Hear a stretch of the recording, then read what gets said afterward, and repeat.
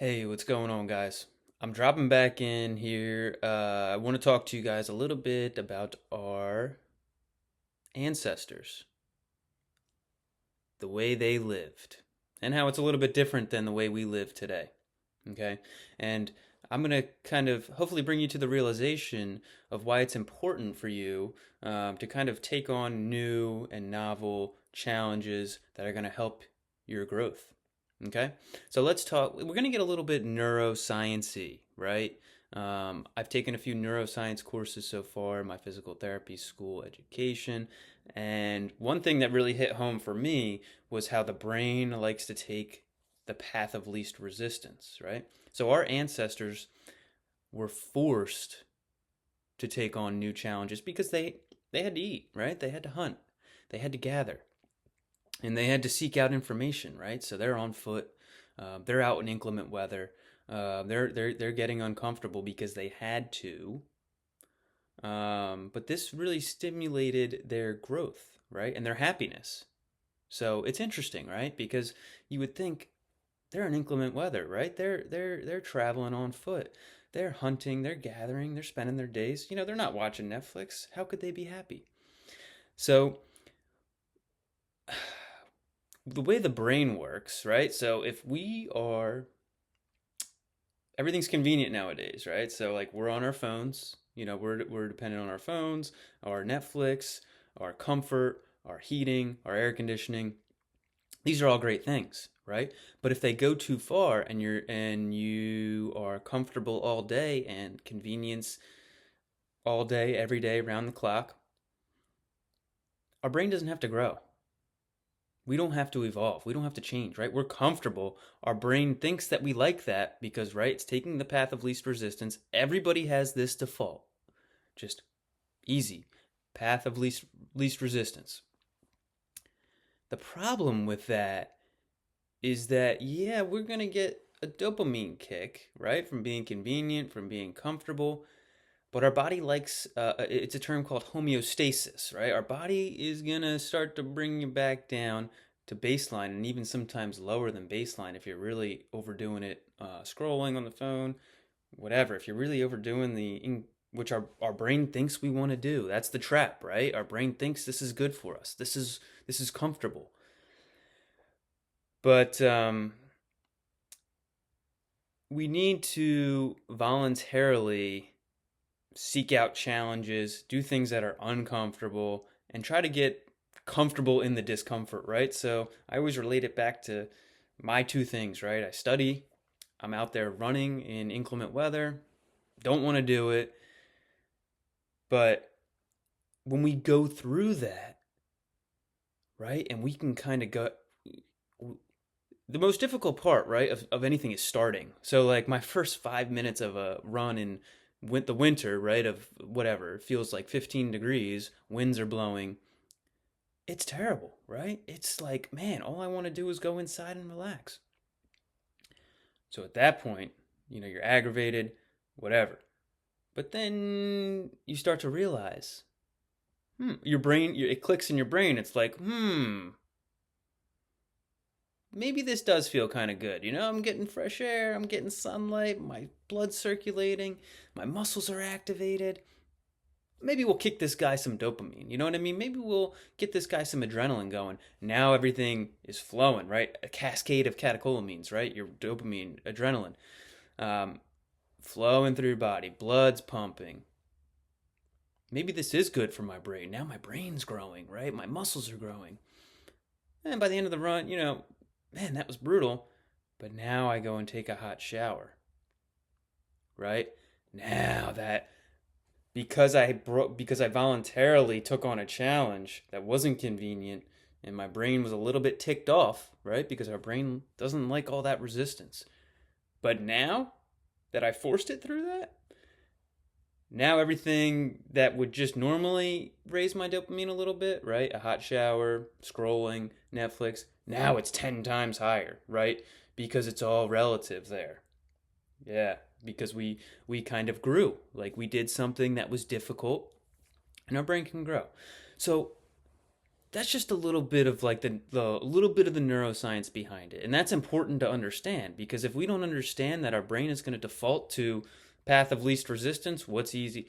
It's very easy to get caught in the trap, right? The dependence trap of convenience and what's comfortable. So that's just where we're going to start the video for right now, okay? Because that is foundational to understand. Now, why is it important to continue to challenge yourself? Well, guys, I have my notes here, and I want to touch on the most important point first. So if you don't get anything out of this video, this is it. Okay, maybe the foundation, that's also important. You got to understand that, but this is secondarily. Okay, the second biggest point. Once you change your mindset of seeking out challenges, coming to the mentality of winning each day, and whatever winning the day means to you. I don't know who I stole that from. Maybe like Notre Dame football, or somebody says that. Maybe it's the Patriots. I think it's Notre Dame. Win the day. But I mean, that's a great motto. So once you get in that mindset of winning the day, getting better than you were at the beginning of the day, you're better off at the end of the day, right? You got stronger, whether mentally, whether physically. You grew in some fashion. Think about how important that is. Because at some point in your life, you're going to realize that your time is limited, right? We only have so long. And nothing stops for time. All of us are going to get taken out by time at some point. So time is kind of like almost the enemy, right? It's almost like, whoa, we're going to keep moving through time. So I think it's biologically ingrained in us to grow, right? To keep up with time. We got to continue to grow, right? It's important. That's the only way to kind of offset because on some deep level, right, we're all kind of like a little ticked off that time is continuing to push. The only way to offset that discomfort and that irritation that we feel from like, we're getting older, this is scary, whatever, is to grow. It's the only way you can offset that. From what I found, right? You got to get better somehow. You got to be doing what you love to do, right? Whatever getting better, I say getting better. Getting better just means doing things that you want to do, right? Things that are going to fulfill you. I haven't gotten to the point. So once you develop that mindset, and then you start to interact with other people, you're going to be looking, subconsciously maybe, you're going to be looking for almost, what can I get from this person? How can I, because, all right, here's another really important point. Neuroscience-y kind of point. We all imitate each other, right? That's why we look up to people like LeBron James or somebody who does great things. We want to imitate their success. We want to imitate, we're inspired by them. So it's going to make social interactions something you look forward to and something that you can take from. And it sounds a little bit selfish, but it's not. Because if I'm able to take, let's say I'm talking to somebody who inspires me. Let's say I'm talking to LeBron James. And he's talking about his practice. Yeah, I put in the work. Yeah, I do. This is how I live. He's telling me all about how he lives. So me as a listener, I'm like, man, like, that's cool, LeBron. Like, you're really doing it. Like, you're really inspiring. Like, and I'm going to want to imitate that a little bit, right? And those are the kinds of people we like to talk to, right? Like, I know my brother, like, he's a genius, right? LeBron's probably a better example because you guys don't know my brother. So let's stick with LeBron. But, man, like, wow, that's possible. Like, I could really, like, he's putting in the work. He's working out at 6 a.m. Like, maybe I'll try to incorporate that into my routine. Maybe not. But, his diet, like, everything about him. Like, and that's what makes you want to talk to him. So it's selfish, but then, like, so let's say I start working out at 6 a.m. and I clean my diet up like LeBron, or I'm recovering like LeBron. That's selfish of me, but now the next person that talks to me, they're going to be able to, like, if they're in the mindset, right? The mindset we're talking about of like, time's pushing along, let's grow, let's get better. Now I'm going to be able to give that off to somebody else, right? So the way you think and your interactions are way beyond you. Way beyond you. Way beyond you. Because it's for the greater good of your community, of your country, right? Because now I'm going to make somebody better because I just took from LeBron, right? I just took LeBron's kind of perspective and the way his brain functions, and now my brain sees like, ooh, that's possible. Anyway, so the other biggest point of why you should get better is because you can help other people to get better, right? And you can feel that. You can feel that when somebody's having a conversation with you, and you give them like an interesting fact or whatever, something you learned in physical therapy school or something you learned in during your trade, your job, and they're like, and you can feel like they want to indulge in that conversation with you, right? And I'm using a big broad kind of just so you guys get the idea. The more knowledge and information and experiences that you have, the more you can share, the more other people can learn from, right? That makes you an interesting person. And that makes everyone around you kind of want to talk to you because they want to imitate what your experience. They want to learn from your experience.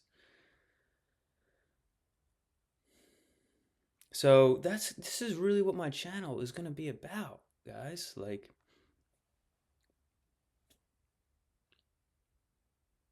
I wrote down a lot of other, important topics on why you should get better, right? You're gonna gain some real confidence. You're gonna be more attractive to not only the opposite, whoever you want to attract. These are just byproducts, right? I don't do it to be more attractive or have more confidence or make, more, be a better provider, right? In terms of like financial growth. Um, I put positive expression of myself, right? I have a creative side to me. Like, I want to express myself because I'm gaining knowledge and gaining experience. I'm able to express myself. That makes me feel good, right? Increase in interest. I'm more interested in other things because I have this mindset, right? I want to learn about other things. I want to be more well-rounded. I want to talk to more people. I want to give them my experience, and I want to learn from them. People love when you ask them about them and their experiences. They love that. And you should love that too because maybe it's somebody you can learn from. Everybody has something that they can teach you. Right? Even if it's the homeless guy on the street. Now maybe you shouldn't be talking to them, make sure you're safe, that kind of thing, but you can gain perspective from them. Maybe they're happy. Maybe they're, and that's like, whoa, this person has nothing, but they're grateful. Think about the power of the mind in that situation. Or maybe they're BSing you, right?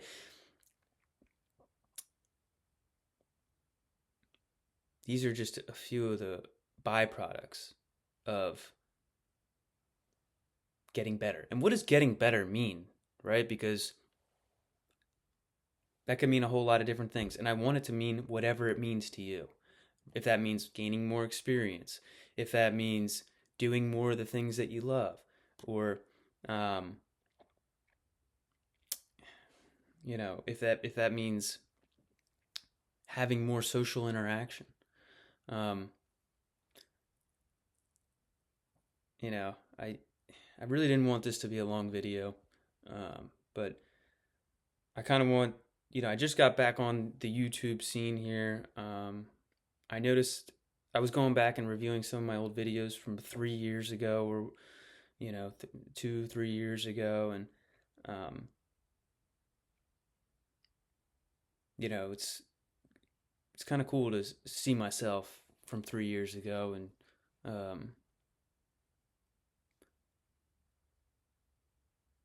just kind of reflect on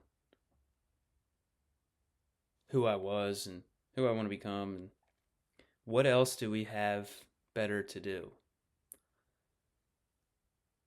You know, and the way that we behave and the way that we act and the way that we are influences everybody around us. And I've seen it time and time again. And I ain't been around too long, and that's abundantly clear to me that the person that I am, the personality that I bring to, and I'm just thinking about work, right? Right now I'm at a clinical rotation.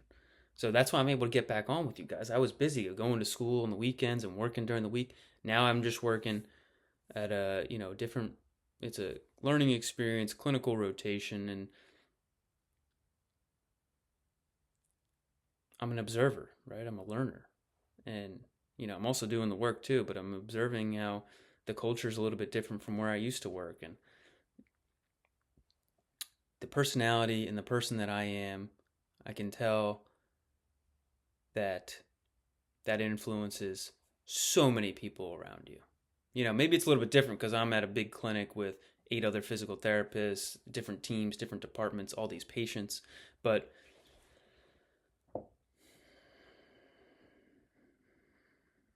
it's important. It's really important. So